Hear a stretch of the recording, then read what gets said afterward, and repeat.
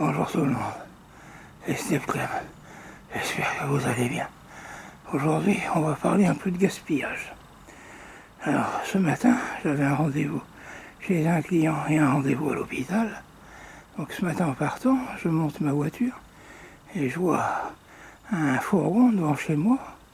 Et puis un voisin un peu plus loin, un camion avec une nacelle.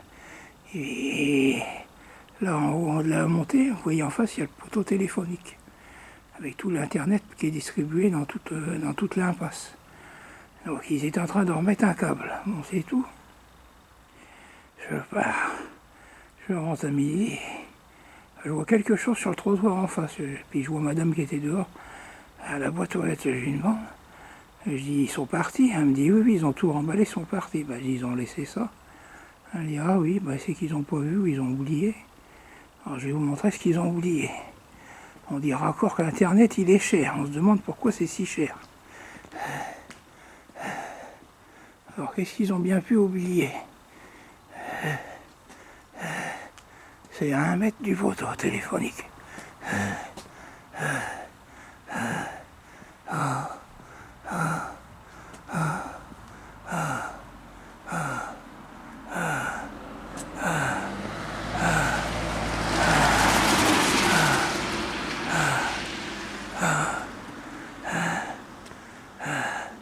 Donc, ce matin, ils ont tiré un câble du voisin, un peu plus loin, jusqu'ici. Et donc ils avaient mis ici des barrières pour pas que personne ne se gare pour pouvoir intervenir sur le poteau. Parce que sur le poteau, il y a tous les boîtiers Internet. Et qu'est-ce qu'ils ont oublié? Une bobine. Une bobine pleine de câbles. Pour la fibre. Pleine de câbles. Je sais pas si vous voyez ce que ça coûte en argent.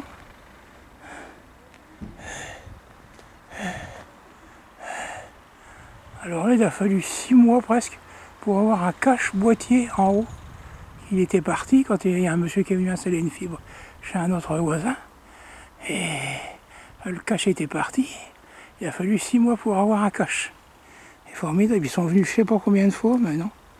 Ah, on n'a pas le boîtier, on n'est pas au courant. Alors là, il y a une belle bobine, vous voyez. Il y a du fil dessus. Au prix que ça coûte. Bon, on va appeler la mairie tout à l'heure. Parce que de toute façon, appeler France Télécom, c'est pas la peine. De toute façon, c'est des sous-traitants qui viennent faire. Moi, je sais pas, on dit qu'en France, on manque de câbles électriques, on manque de tout. Et puis là, on voit, bah voilà, ils ont laissé une bobine quasiment complète. Voilà. Oui, c'est de pire en pire. Là, la semaine dernière, on va encore parler gaspillage. Je vais chez un client, et puis il avait quelques palettes. J'avais dit, bah, je viendrai avec mon fourgon. Les prendre à ce moment-là, il me les donnait. Bon. Et j'arrive chez lui, il dit, chez mon beau-frère, il habite 2 rues plus loin. Est-ce que ça vous dérangerait si je viens avec vous? Il a 6 sacs de ciment à 35 kilos devant chez lui à récupérer. Et il dit, est-ce que vous voulez bien? Il dit, bon, je connais vos problèmes de santé, je les chargerai. Il dit, est-ce que vous pouvez me les ramener chez moi? Je dis, oui, pas de problème, si vous venez avec moi. On y va, tout. Ben, je dis, pourquoi? Qu'est-ce qui s'est passé? Alors, le beau-frère, il sort, il vient me voir, on discute. Il a fait faire des travaux. De maçonnerie, il a fait faire un mur, tout ça, enfin diverses choses. Bon, ça ne nous regarde pas.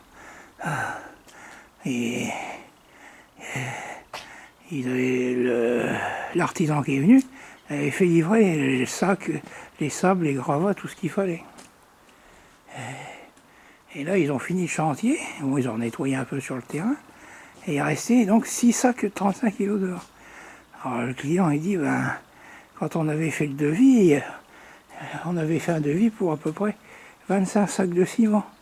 Il dit, quand ils sont venus livrer, il dit, j'ai vu, ils en ont emmené 35, donc plus. Alors l'artisan dit, ouais, bah c'est pas. Il dit, ouais, mais vous me les facturez pas, ces sacs-là. Ah bah il dit, non. Il dit, non, on a fait un devis pour tant de sacs. Il pas de problème. Alors il dit, vous allez venir vous envoyer quelqu'un pour venir les rechercher. Oh bah non, non, ça va me coûter un employé avec un véhicule pour venir chercher.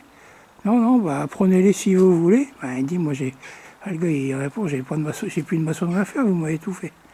Non, non, bah moi je ne reviendrai pas. 2 jours après, ils annonçaient de la flotte. 6 sacs de 35 kilos, quand on voit les prix. Alors il en parle à son beau-frère, il dit, ouais, moi ça m'intéresse, j'ai des bricoles à faire. Il dit, je les utiliserai au fur et à mesure. Pour ça, il m'a demandé, comme j'avais le fourgon, parce que lui, il a une Fiat 500, bon, c'est pas pratique. Alors, je suis venu avec le fourgon, ils ont chargé, on les a redéchargés chez lui. 6 sacs de ciment. Quand on voit que le sac, ça vaut, je sais plus, 5 ou 6 euros, 7 euros maintenant. Puis de la marque, hein. Ouais, non, on préfère gaspiller, laisser là. Alors, ça serait resté là sur le trottoir. 2 jours après, ça aurait pris la flotte. Hein, donc, ciment foutu, bien sûr. Alors, le client, ben, il aurait eu la mairie sur le dos. Enfin, le beau-frère du client aurait eu la mairie sur le dos. Parce que c'était sur l'espace public. Il aurait encore payé pour évacuer. Non, mais... Moi, je sais pas, il doit venir chercher les 6 sacs. Hein, et puis, il aurait utilisé pour un autre chantier. Moi, dans le temps, j'ai connu quand j'étais jeune. Et il y avait des artisans maçons ou des plaquistes. Quand il restait des plaquettes de placo, des parpaings, tout ça. Et ils récupéraient pour eux. Et puis ils arrivaient à s'aménager des bâtiments, à se faire des maisons comme ça, moindre frais. Ben non, ils laissent sur place, puis après ils se plaignent. Oh là là, les matériaux, c'est cher, ceci, cela.